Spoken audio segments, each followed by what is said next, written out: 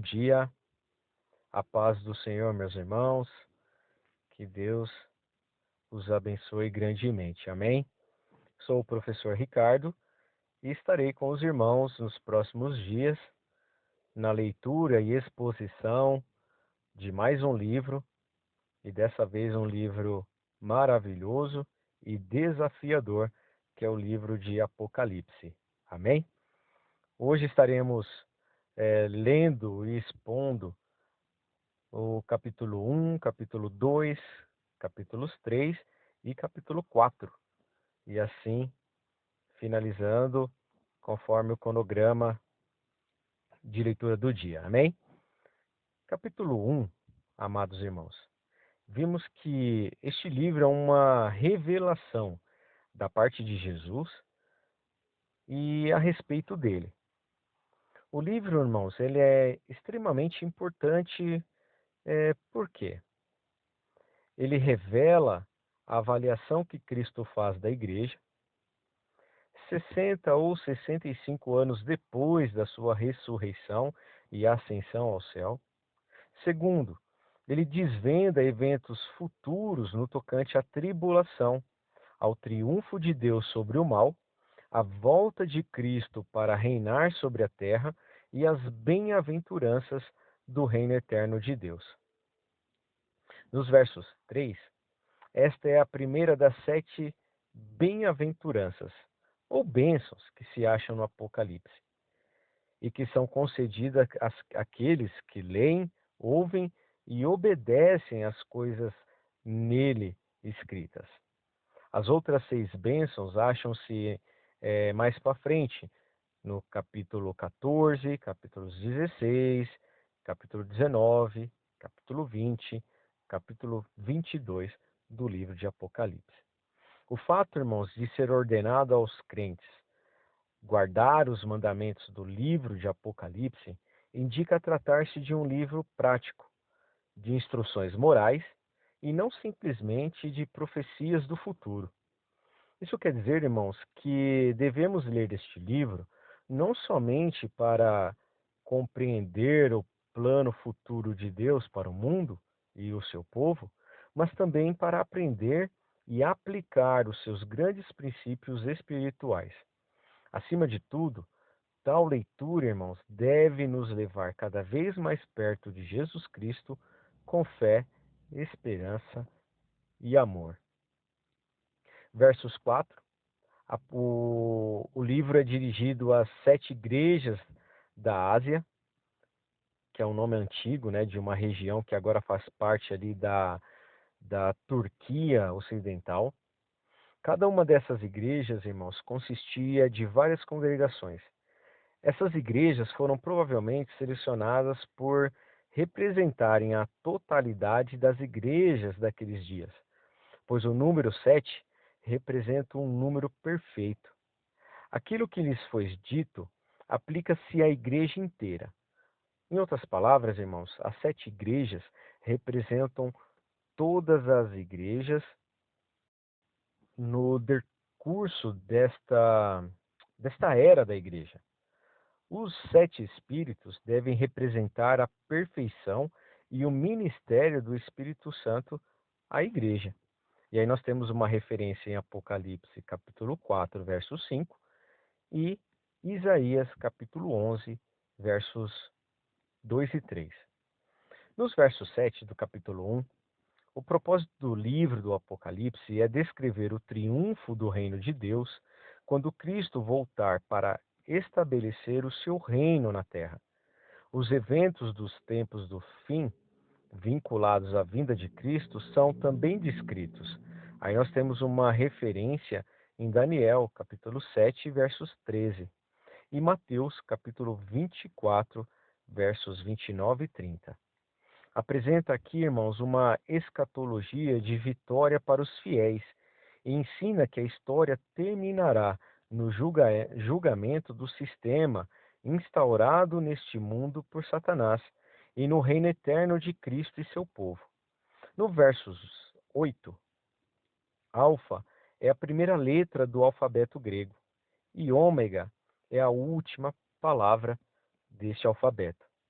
Deus, irmãos, ele é eterno e desde a criação até a consumação é Senhor sobre tudo. A ele pertencem a vitória final sobre o mal e o domínio sobre todas as coisas. Nos versos 9, vimos a ilha de Patmos, que é uma pequena ilha do mar Egeu, a uns 800 quilômetros a sudoeste de Éfaso. João esteve prisioneiro ali, porque proclamava fielmente o Evangelho e foi leal a Cristo e a sua palavra. Nos versos 10 do capítulo 1, em espírito, esta expressão refere-se a um grau específico de, como eu posso dizer, de uma percepção espiritual e uma idêntica sensibilidade à comunicação com o espírito, pelo qual pode-se receber visões celestiais. Nos versos 12 do capítulo 1, sete castiçais de ouro trata-se de pedestais que servem de suportes às lamparinas alimentadas a óleo, e não a suportes de velas. Representam as 7 igrejas mencionadas no versículo 11. Nos verso 13, esta é a expressão Filho do Homem, refere-se ao Cristo exaltado e também empregada pelo profeta Daniel, como vimos em Daniel capítulo 7, versos 13. Nesta visão, Cristo é descrito como rei, sacerdote e juiz de suas igrejas. Versos 16. As 7 estrelas representam os anjos designados, uma para cada igreja, para ajudá-la na sua batalha espiritual, ou os pastores dessas igrejas. A espada de 2 fios representa a palavra de Deus, que tanto corta para o pecado, tirando-os da igreja e trazendo a graça de Deus, como corta uma igreja, deixando fora do reino de Deus, como juízo, como vimos mais para frente, veremos, né, mais para frente em Apocalipse, capítulo 3, versos 14. Versos 19, encerrando o capítulo 1, aqui temos um esboço do livro de Apocalipse. Primeiro, irmãos, as coisas que João viu, no capítulo 1. Segundo, as coisas que são, capítulo 2. E terceiro, as coisas que acontecerão no futuro, eventos antes e depois da vinda de Cristo à Terra, como vimos também no capítulo 4 do livro de Apocalipse. Iniciando o capítulo 2, nos versos 2, um dos principais cuidados de Jesus ao dirigir sua mensagem final às 7 igrejas foi preveni-las da apostasia por tolerar falsos mestres, profetas ou apóstolos, que distorciam a palavra de Deus e enfraqueciam também seu poder e autoridade nas igrejas. E aí nós temos alguns pontos a pensar. Primeiro, Cristo ordena que as igrejas testem todos os que alegam autoridade espiritual. Segundo, note aqui, irmãos, que Cristo censurou as igrejas de Pérgamo e Tiatira por acolherem, ao invés de resistirem, os que eram desleais à verdade e padrões da palavra de Deus. Nos versos 4, deixaste a tua primeira caridade? Isto, irmão, se refere ao primeiro e profundo amor e dedicação que os efésios tinham por Cristo e sua palavra. E aqui nós temos alguns pontos também a serem observados. Primeiro, esta advertência nos ensina que conhecer a doutrina correta, obedecer a alguns dos mandamentos e ir aos cultos na igreja não bastam. A igreja deve ter, acima de tudo, um amor sincero a Jesus Cristo e a sua palavra como um todo. Um segundo ponto é que o amor sincero a Cristo resulta em devoção, irmãos, sincera a Ele, em pureza de vida e em amor à verdade. Nos versos 5, Cristo rejeitará toda a congregação ou igreja que não se arrepender de sua falta de amor e obediência ao Senhor Jesus Cristo, e a removerá do seu reino. Nos versos 6, os nicolaítas eram certamente adeptos do ensino de Balaão, que a imoralidade sexual não afeta a nossa salvação em Cristo. No Antigo Testamento, irmãos, declara o contrário. Tais pessoas não herdarão o reino de Deus. Deus, irmãos, ele abomina o ensino herético que diz que podemos, né, ser salvos e, ao mesmo tempo, viver na devassidão, ou seja, viver no pecado. Repelir aquilo que Deus abomina, irmãos, é característica principal de quem é leal a Cristo. Amém? Verso 7, o vencedor, que no grego se diz Nikon, é aquele que, mediante a graça de Deus recebida através de Cristo Jesus, experimentou o novo nascimento e permanece constante na vitória sobre o pecado, o mundo e também a Satanás. No versos 9,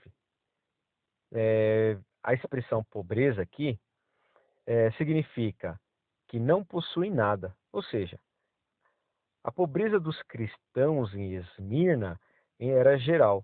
Economicamente, não tinham recursos, mas Jesus diz que eram ricos espiritualmente. Note, irmãos, o contraste com a igreja de Laodiceia, que tinha grandes riquezas materiais, mas espiritualmente era desgraçada, miserável e pobre. Nos versos 11 do capítulo 2, trata-se do castigo eterno, o lago de fogo, do qual somente o vencedor fiel escapará. Nos versos 13 do capítulo 2, trono de Satanás. Isto aqui, irmãos, pode significar um lugar onde a influência de Satanás e o mal estavam sobremaneira multiplicados, pois Pérgamo era um centro de adoração ao imperador romano. Versos 14 do capítulo 2. Balaão foi um falso profeta que vendeu seus serviços a um rei pagão e que o aconselhou a seduzir Israel a comprometer sua fé por meio da idolatria e imoralidade. A doutrina de Balaão refere-se, portanto, irmãos, a mestres e pregadores corruptos que em Pérgamo levavam suas congregações à transigência fatal com a imoralidade, o mudanismo e as falsas ideologias. Tudo isso, irmãos, por amor à promoção pessoal ou uma vantagem financeira. Segundo parece aqui, irmãos, a igreja de Pérgamo tinha mestres que ensinavam ser a fé salvífica em Cristo compatível, né, com a prática da imoralidade. E nós vimos que isso não combina. Versos 16 do capítulo 2, Jesus é, Jesus ele olha a qualquer pessoa que na sua igreja, ou seja, que venha a favorecer uma atitude tolerante para o pecado. Ele promete, ele promete que batalhará contra os crentes mundanos, caso não se arrependam. Nos versos 17 do capítulo 2, devemos prestar atenção às advertências do Espírito Santo. Ele continua a falar às 7 igrejas da Ásia. Nos ordena a vencer o pecado no mundo e nos proíbe tolerar a imoralidade em nosso meio. Se não formos, irmãos, vitoriosos nessa área crítica, seremos privados da presença de Deus e do poder do Espírito Santo, tornando-nos inimigos do reino de Deus. Se, por outro lado, vencermos, receberemos o maná escondido da vida espiritual e uma pedra branca, que significa o triunfo da nossa fé sobre tudo quanto procura destruir nossa devoção a Cristo. Capítulo 20, versos 20 do capítulo 2, Um pecado prevalecente na igreja de Tiatira era a tendência de tolerar o pecado, a iniquidade, o ensino antibíblico entre seus líderes. João cita uma pessoa específica, Jezabel, nome esse derivado de Jezabel do Antigo Testamento, e que representa a idolatria e a perseguição aos santos. Versos 24. Houve em Tiatira os que ficaram firmes na palavra de Cristo e em seus padrões de justiça, para a glória de Deus. Amém? Deus os conhece e promete que reinarão com ele sobre as nações. As profundezas de Satanás, os segredos profundos, talvez se refiram, irmãos, ao falso ensino de que, para experimentar plenamente a graça e a salvação divina, devemos penetrar nas profundezas do pecado e conhecer todos os tipos de males. E assim encerramos o capítulo 2. Capítulo 3, versos 1. A igreja de Sardes estava espiritualmente morta, e somente uns poucos membros permaneciam fiéis ao Evangelho. Exteriormente parecia viva e ativa. Tinha uma reputação de sucesso e espiritualidade. É possível que se tivesse uma forma impressionante de adoração, mas não o verdadeiro poder e retidão no Espírito Santo. Jesus, irmãos, no entanto, via os seus corações. Nos versos 4, no decurso da história da igreja, sempre houve alguns remanescentes que não contaminaram suas vestes e que procuraram manter a simplicidade e pureza de devoção a Cristo, que os apóstolos e muitos outros conheciam nos dias do Antigo Testamento. Nos versos 5 do capítulo 3, fica claro, irmãos, que qualquer pessoa que experimenta um novo nascimento, mas que posteriormente deixa de perseverar na fé e de viver vitoriosamente, terá seu nome tirado do livro da vida. Ter o nome apagado do livro da vida, irmãos, é perder a própria vida eterna e ser finalmente lançado no lago de fogo. Isto é o que o Espírito diz às igrejas. Verso 7.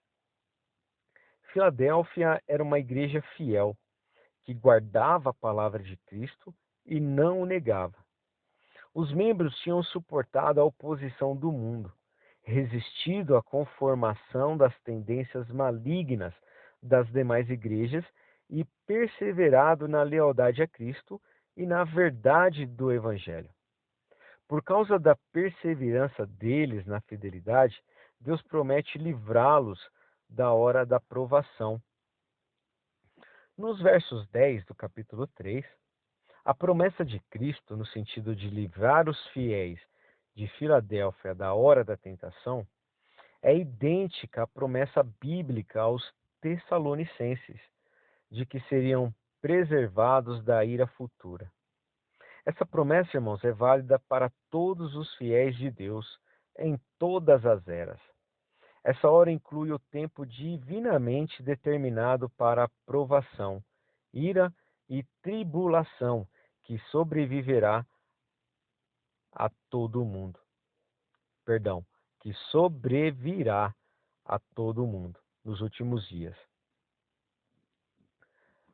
Versos 11 do capítulo 3. Aqui temos uma estreita conexão entre os versículos, o versículo e o versículo 10, que, primeiro, indica que a vinda de Cristo para arrebatar da terra a sua igreja será um meio de livramento dos fiéis. E segundo, que o livramento da hora da provação e da tribulação está reservada somente aos que permanecerem em Cristo e também na sua gloriosa, viva e eficaz palavra. Versos 15 e 16. Frio e nem quente e morno, Esta é a descrição da condição espiritual da igreja de Laodiceia.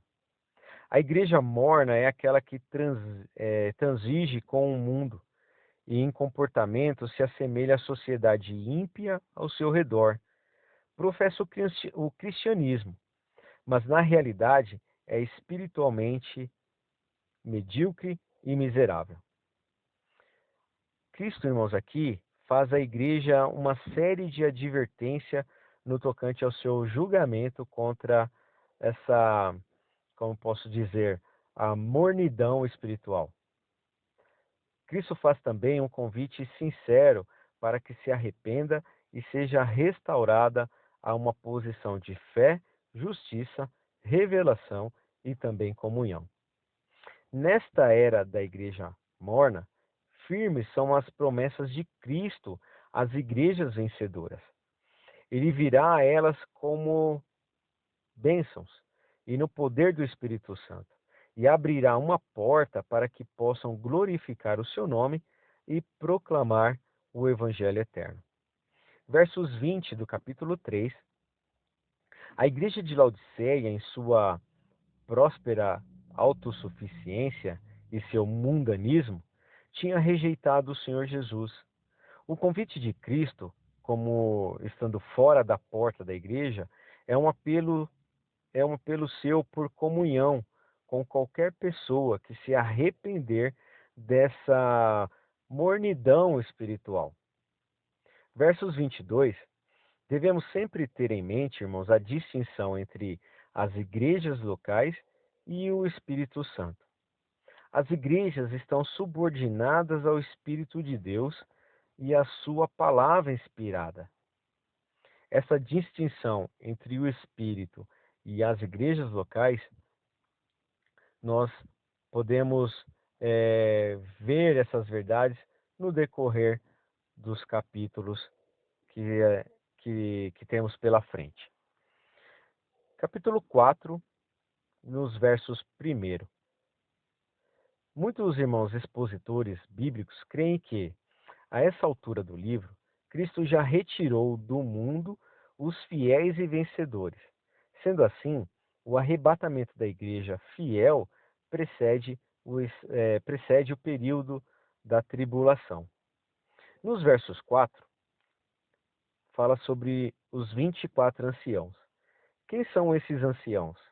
Alguns creem que representam a totalidade da igreja no céu. Outros entendem que podem ser anjos governantes. Note, porém, irmãos, que os anjos ficam ao derredor desses anciãos. Ainda outros acreditam que representam Israel e a igreja, juntos em adoração a Deus e ao Cordeiro. No verso 5 do capítulo 4, os 7 Espíritos de Deus. Os 7 Espíritos de Deus representam a presença plena do Espírito Santo diante do trono de Deus. É possível, irmãos, que a frase deriva da expressão do Espírito, em Isaías capítulo 11, versos 2. O Espírito Santo é comparado a um fogo ardente no seu juízo contra o pecado, segundo a pureza divina. Nos versos 6, estes 4 seres viventes provavelmente representam a totalidade da criação vivente. Todas as criaturas viventes de Deus o glorificarão e o adorarão e serão libertas da maldição do pecado. Capítulo 4, versos 8. Vimos a expressão tão conhecida da igreja, né? Santo, santo, santo. A totalidade da criação, irmãos, exalta e louva a santidade de Deus. Ser santo significa ser separado do pecado, da injustiça e de todo o mal, e dedicado à retidão, à bondade, à justiça e à pureza. E finalizando o capítulo 4, e também a leitura do dia de hoje. Este, irmãos, é um atributo eterno de Deus. Sua santidade nunca, nunca, nunca mudará. Amém? E com isso, irmãos, nós finalizamos a leitura e exposição de Apocalipse, capítulos 1, 2, 3 e capítulo 4, conforme o cronograma de leitura. Amém? Que Deus os abençoe, uma excelente leitura, uma excelente meditação da palavra de Deus. Até amanhã, meus irmãos, onde daremos continuidade neste livro tão maravilhoso que é o livro de Apocalipse. Amém? Um forte abraço e até amanhã.